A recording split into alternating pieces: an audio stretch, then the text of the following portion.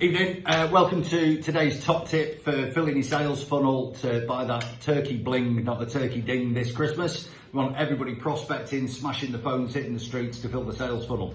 This morning is the Sales Dojo. We do this once every 2 months. If you've not been, it's like TED Talks, but for salespeople. We had 3 amazing guest speakers on this morning, and we were really privileged to be joined by our university students from Liverpool University. Yeah, we had a real proud parent moment this morning when 15 of the students who've been on the sales and selling course at Liverpool University Business Management School stood up and absolutely nailed an elevator pitch in front of a room of 60 odd business owners. It was really cool. Yeah, they were amazing. If you've ever had to go to a BNI or get a 60 seconds, you know what we're talking about, how nerve-wracking it could be.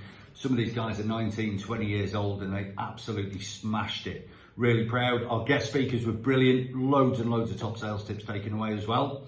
So that leads us into our tip for today. If you've been smashing the phone this week, hope October's going really well for you. I wanted a little word about callbacks. Obviously, we all know that they don't work, old school adages, etc. Be-backs don't work. However, quite often you are going to be met with, look, it sounds great, I'm a bit busy right now, can you call me back Thursday, etc. So 2 things you really must do. One is you've got to harness the power of reciprocation.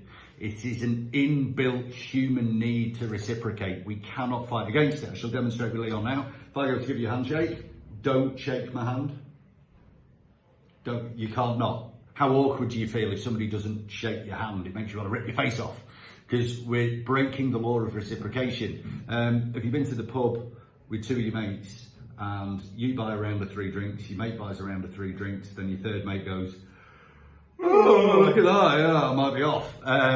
You want to kill them, don't you? Now, it's only the cost of a couple of drinks. That's not the idea. The reason it infuriates us is they've broken this principle, this unwritten rule of reciprocation. They've not reciprocated the deal. And the level of reciprocation doesn't have to be equal. So how does this work with a callback? Well, if you're going to go for a callback, okay, I can call you Thursday, enact this power of reciprocation on them to go for the no. So simply say something along the lines of, yeah, not a problem, let's speak at 11 o'clock on Thursday. Before then, I'm going to go and start putting some of this together for you. I'm going to draw down some stuff off our file. I'm going to put a PDF together I think will be great for you.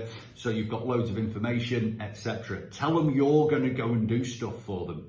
That enacts the power of reciprocation. This will do one of 2 things. It will either ensure they are far more likely to take that call when you call them back, or more than likely, if they've no intention of speaking to you again, they're just pulling your chain, they're going to stop you. They go, no, don't do that. It's all right. No, don't go to any trouble, because the feeling of not being able to reciprocate will have a physical reaction to them.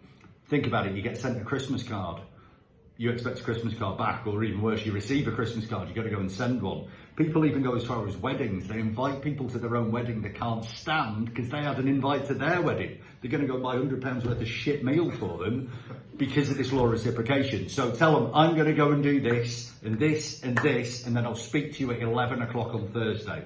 If they say, brilliant, look forward to it, and you've enacted reciprocation, it's a far stronger callback. If they get that feeling of reciprocation isn't something they're going to be able to do, there and then they're more likely to pull out. Go for the no, they're going to save you loads of time. So don't just end with, okay, see you later, bye. A time, a date, nail it down as far as you can. Go for the no. This is about qualifying people out, not qualifying people in.